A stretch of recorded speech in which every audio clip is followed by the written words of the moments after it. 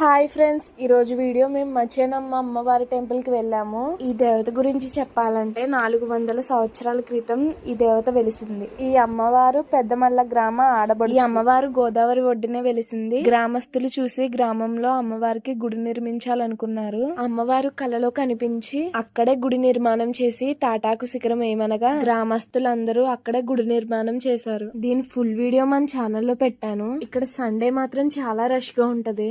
మనం అమ్మవారిని చూస్తే భూమి లోపలికుంటారు. పక్కన గోదావరి గుడి చుట్టూ చెట్లతో చాలా బాగుంటది గుడి. ఇక్కడ వంట చేసుకుంటా కూడా రూమ్స్ ఇస్తారు. మాకైతే రూమ్స్ ఏం ఖాళీ లేవు. చాలా మంది బయట కూడా చేసుకుంటున్నారు. ఇంకా మేము కూడా బయటే చేసేసుకున్నాం. సరదాగా గోదావరి అటు పక్కకి వెళ్లి ఎంజాయ్ చేయడానికి కూడా చాలా బాగుంటది. మేమైతే పొద్దున్న 9 కి స్టార్ట్ అయ్యాము. వచ్చేసరికి 6 అయిపోయింది.